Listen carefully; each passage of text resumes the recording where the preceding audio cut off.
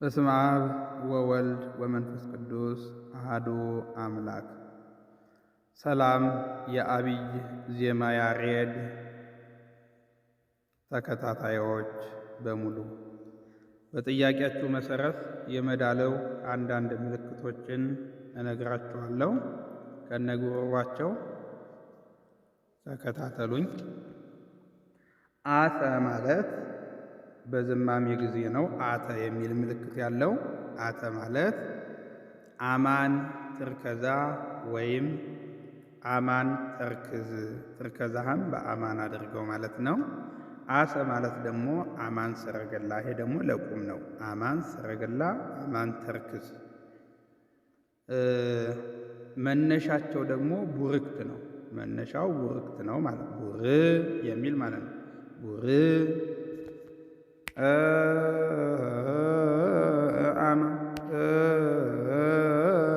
አማ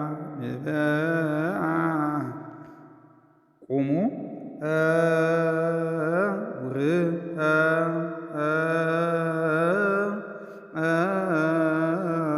አማ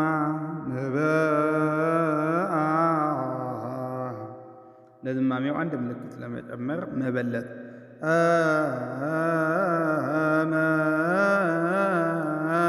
በለት ከዳር ጊዮርጊስ ምልጣን የተወሰደ ነው።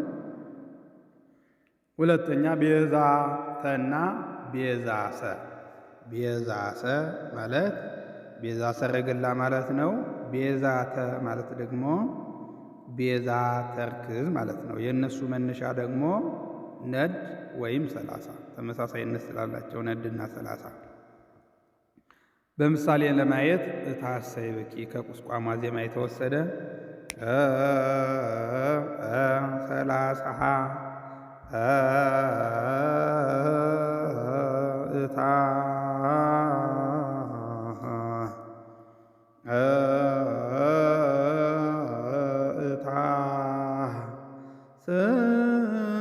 ሰይብቁም ቤዛ 30 መነሻቸው አንድ ነው። ሶስተኛ ናተ ማለት በናሁ ተርክዝ ማለት ነው። ናሰ ማለት ደግሞ ናሁ ሰረገላ ማለት ነው። የናሁ ሰረገላ ደግሞ መነሻ ወዙ አይኑ ወይም ገጾ፣ አይኑ ወያሪ ገጾ አንድ አይነት ናቸው እነዚህ። ስለዚህ አይኑ ወይም ገጾ ሊሆን ይችላል መነሻው ማለት ነው።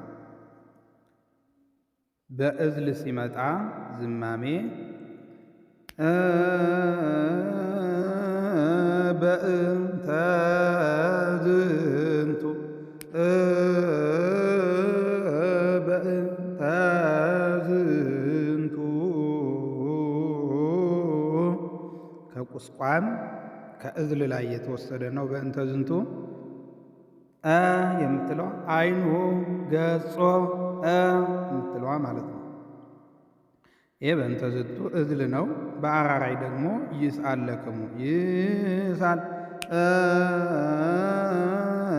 ይህ ደግሞ አራራይ ላይ ተገኘ ማለት ነው። በሰረገላም እንደዚሁ ነው። ናሰ ማለት ናሁ ሰረገላ ብያችኋለሁ። ናሁ ስብሃ ይህም ከቁስቋም የተወሰደ ነው። ይሳለ ቀጣይ በደመ በደተ ተብሎ ከተመለከተ በደተ ተብሎ ከተመለከተ በደመ ሰማዕት ተርክዝ ማለት ነው።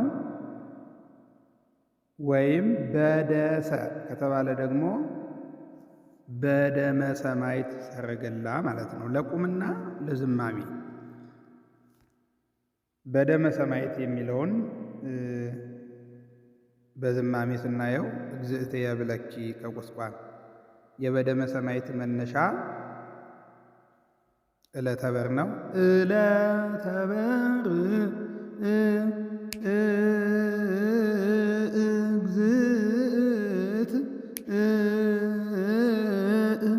ትርከዛው። ሰረገላው ደግሞ በደመ ሰማ ያለው ዕለተ በር ነው ማለት ነው። ዕለተ በር በደ። ቀጣይ ንዜኑ ሰረገላ። ንዜሰ ማለት ንዜኑ ሰረገላ ማለት ነው። ንዜተ አይልም፣ ምክንያቱም አተ ስለሚል ማለት ነው። አማን ሰረገላን አማን ተርከዛና የንዜኑ ወዝ ተመሳሳይ ስለሆነ ቆሙን እናያለን ማለት ነው። ቡርክት ማለት ንዜ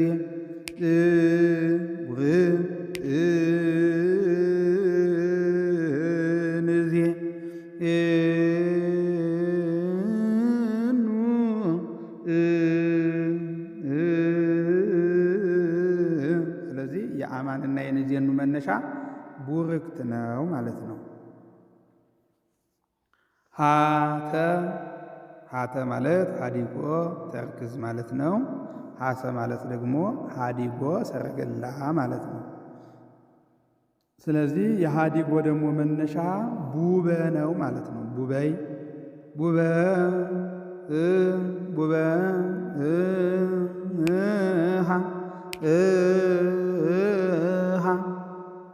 ይህ ትርከዛው ነው። ሰረገላው ሲሆን ደግሞ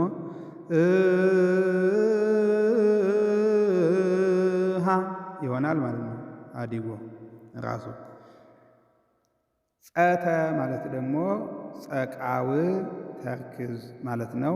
ጸሰ ማለት ደግሞ ጸቃው ሰረገላ ማለት ነው። ይህንንም በምሳሌ ስናይ ጸተ ሲተረክዝ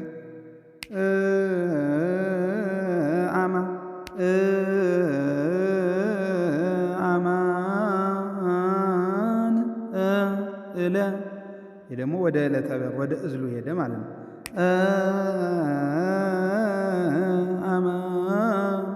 አማን ይህ ትርከዛው ነው። ሰረገላ ሲሆን ደግሞ ሀደ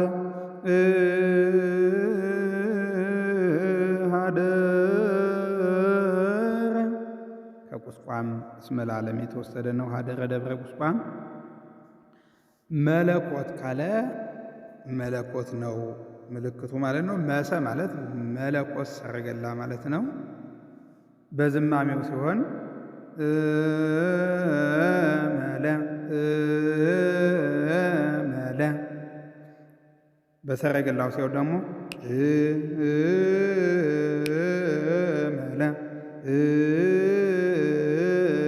መለ አስተውሎ በዝማሜ ሲሆን ሁለት ጭራት መለ ይላል። በሰረገላ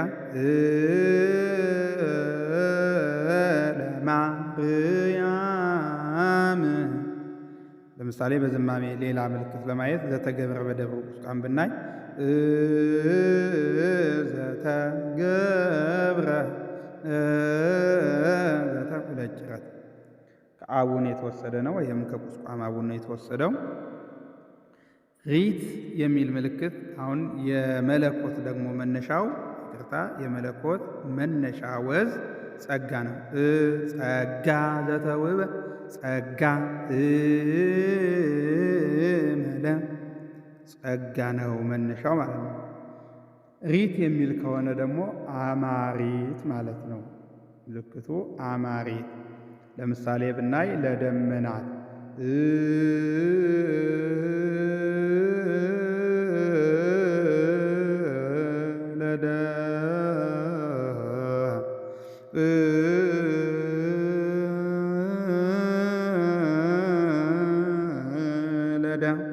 ከምኔኩሙ ጋር ይወራረሳል። ሰላሳ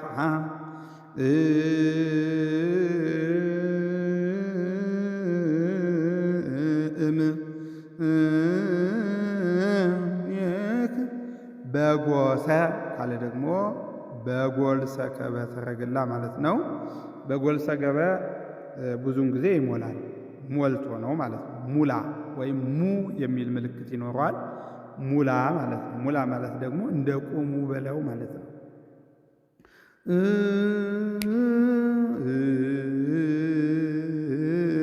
በጎ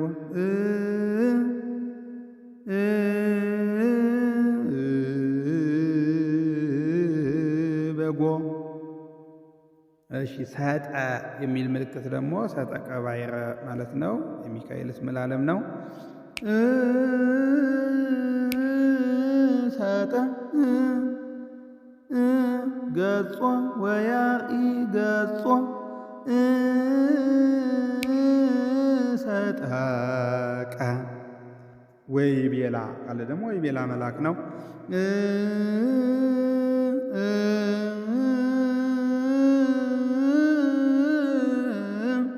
ወይ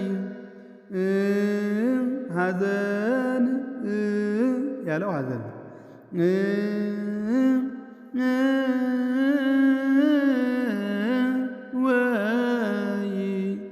ወይ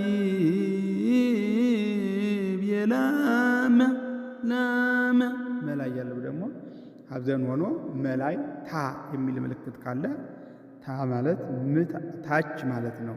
ጸናጽሉን መን ታች ላይ አድርገው ማለት ነው። ወይ ቤላመ መ ታች ሆነ ማለት ነው። ሁለት አይነት ነው ያለው። በዝማሜ ሲሆን ታ ምልክት ምታ ማለት ነው። በጸናጽል ጊዜ ሲሆን ደግሞ ታች ማለት ነው።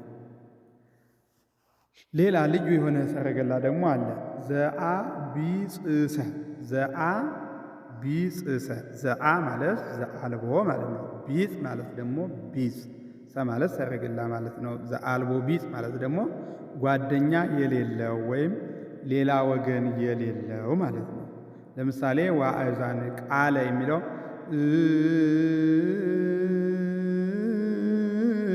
ቃ ጉሮሮ ዘአልቦ ቢጽ ነው ማለት ነው።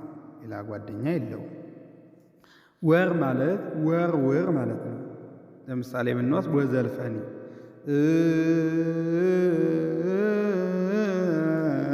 ወዘ በአራራይም በእዝልም በግዕዝም ይገኛል።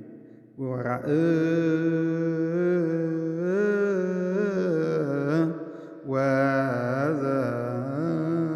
ወዘልፈኒ የሚለው ወርወር ነው ማለት መወርወር። እጠ ማለት ደግሞ እጠፍ ማለት ነው። ለምሳሌ ሰላም ሰላም ሰላም የሚለው ማጠፍ ወደ ውስጥ ስቦ ወደ ውጭ ይሄ ማጠፍ ይባላል። አመ ማለት አመርግድ ማለት ነው። ይህም በሁሉም አለ። ለማር በዚህ አይነት ለማር ያም ንዛ ማለት መንዛት ማለት ነው። መቋሚያውን ወደ ኋላ ወስዶ ወደፊት ማምጣት ንዛ ይባል። ለምሳሌ ከመማቶ ከመማህን ወደፊት ከመማ ሚለውም ወደ ኋላ ከመማህቶ ይሄ መንዛት ይባላል። ስር ማለት ደግሞ ሰር ስር ማለት ነው። ለምሳሌ ብናይ ለማርያም ድንግል ላይ ለማርያም የሚለው መለኮት ነው። ለማርያም ይሄ ስርስር ይባላል። ወደ ታች ወጥቶ ወደ ላይ ይሄ ስርስር ይባላል።